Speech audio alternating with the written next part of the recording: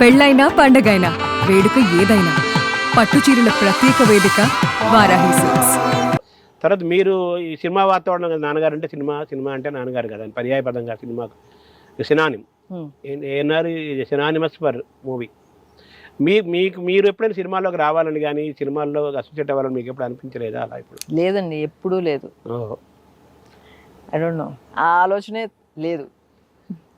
నాన్నగారు కూడా ఎప్పుడైతే మాట్లాడరు. పిల్లలు బాగా చదివించారని ఆయన ఆలోచన కదా. మీరు ఏం చదువుకున్నారు మేడం? మీరు ఎలా ఎడ్యుకేషన్? నేను పెద్దగా చదువుకోలేదండి, ఎందుకంటే వెన్ ఐ వాజ్ 17-18 అప్పుడు నా పెళ్లి చేసేసారు. సో అక్కడ ఒక కట్టుబడిపోయింది అనమాట.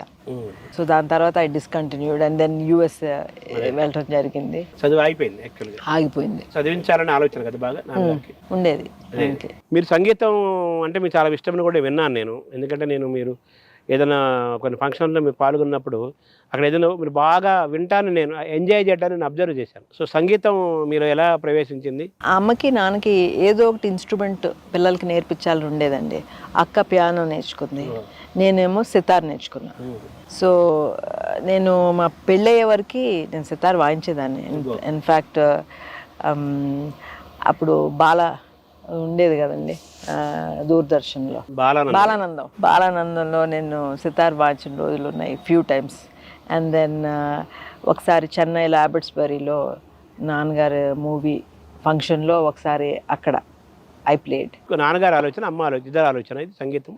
ఇద్దరిదండి, ఇద్దరే ఉండేది. ఎంజాయ్ చేశారా మీరు నేర్చుకోవడం, సితార్ నేర్చుకోవటాన్ని? యాక్చువల్ చెప్పాలంటే లేదు, ఎందుకంటే అది ఏమో యంగ్ ఏజ్లో అండ్ నేను సరిగ్గా స్కూల్ నుంచి వచ్చి ఆడుకుందాం అనే టైంలో మా మాస్టర్ వచ్చి కూర్చునేవారు. అబ్బా ఇప్పుడు అనుకుని, ఎందుకంటే అందరూ ఆడుకుంటూ ఉండేవారు, నేను సో ఆ టైం తెలీదు. ఎన్నేళ్ళు నేర్చుకున్నారు మీరు సితారు? 5-6 years maybe. బాగానే నేర్చుకున్నాను. తర్వాత మరి సితార్ వదిలేసినట్టేనా కంప్లీట్గా? అంటే యుఎస్లో 5 years ఉన్నానండి. మ్యారేజ్ అయిన తర్వాత? మ్యారేజ్ అయినాక తిరిగి వచ్చిన దాకా మళ్ళీ ఐ వాంటెడ్ టు కంటిన్యూ. కానీ నేను వచ్చేటప్పటికి అమ్మ నా సితారు సెట్ ప్రాపర్టీకి ఇచ్చేసింది. సో నేను మళ్ళీ సంహౌ ఇంకా దాని తర్వాత అనిపించలా, దూరం అయిపోయింది. Sometimes I regret. నాన్నగారి సినిమా పాటల్లో చాలా పాటల్లో సితారు ఉంటాయి, సితారు ఉంటుంది. డాక్టర్ చక్రవర్తి ఉంటుంది, ఎస్రాజేశ్వర గారి కంపోజిషన్ ఉంటుంది, వీణా సితారు ఉంటాయి. బట్ డాక్టర్ చక్రవర్తి మట్టుకు ఆయన అవును ఎవరివో నీవెవరివో పాట బయట గార్డెన్ లో. అవును. మీరు తర్వాత ఇప్పుడు మీరు మ్యూజిక్ వింటుంటారా? మీరు వింటాం జరుగుతుందా సితార్ వింటాం? కానీ లేదండి, పిల్లలు ఇప్పుడు నెక్స్ట్ జనరేషన్ వచ్చేసారు కదా, వాళ్ళు ఏమింటే వాళ్ళతో పాటు ఎంజాయ్ చేస్తాను నేను. పండిట్ రవిశంకర్ ఆయన ఎప్పుడు కలిసారా మీరు? సితార్ అంటే పండిట్ రవిశంకర్? లేదు.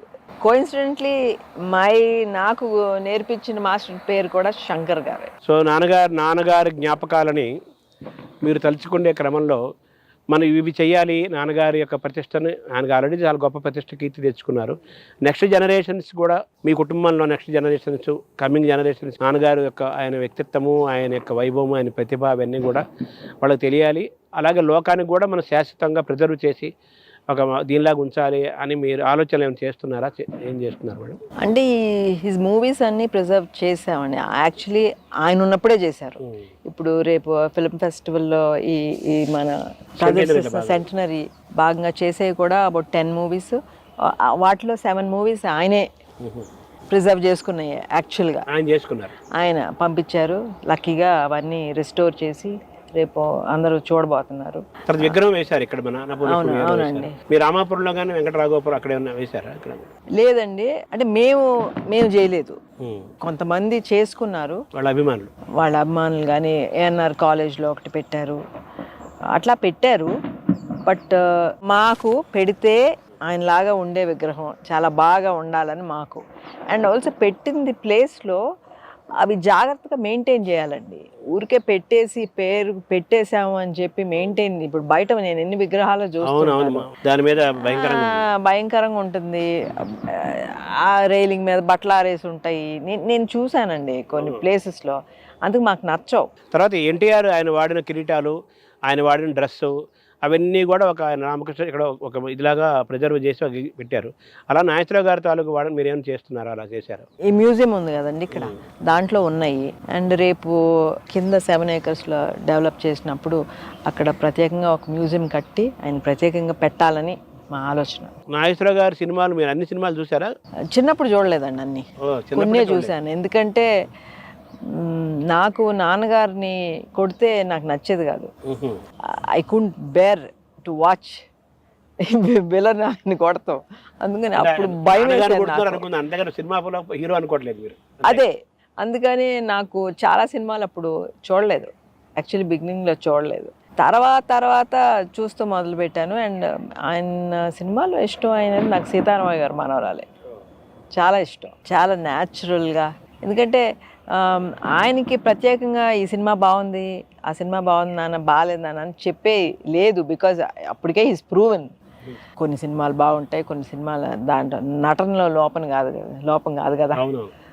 సో పాత్రలు దాని ఎంపిక కథ అయ్యా అంతే కదండి. ఇప్పుడు వచ్చే సినిమాలు కూడా. ఇంకా ఏమేమి సినిమాలు ఇష్టం మేడం నాన్నగారి సినిమాల్లో? డాక్టర్ చక్రవర్తి ఇష్టం అండి. క్వైట్ అ ఫ్యూ మూవీస్, భార్యాభర్తలు, మోగ మనసులు, బుద్ధిమంతుడు. మీరు కొంచెం పెద్ద అయ్యి కొంచెం నాన్నగారికి క్లోజ్ అయిన తర్వాత నాన్నగారి సినిమాల్లో మీరు ఏమన్నా క్రిటిసైజ్ చేసేవాళ్ళ, ఇది బాగలేదనో ఇలా ఉంటుంది బాగుంటుందని ఎప్పుడైనా అలాంటి ఏదైనా జరిగిందా?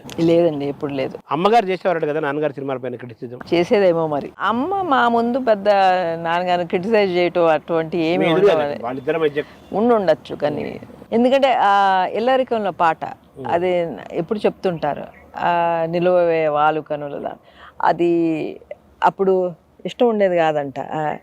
అదేంటి హీరో వెంటబడి ఇట్లా ఏడిపిస్తూ ఏంటి అని అంటే అమ్మ లేదు ఆ పాట బాగుంటుంది అని అంటే అది పెద్ద హిట్ కదా, చాలా సూపర్. అవును, అది మా మామగారు సినిమానే. మా మామగారు పిఏపి ప్రసాద్ సుబ్బారావు. సో అంతేగాని మీరు నాన్న ఈ పాత్ర బాగుంటుంది, ఆ పాత్ర బాగాలేదని కానీ చెప్పడం కానీ అలా ఎప్పుడూ లేదు? లేదండి.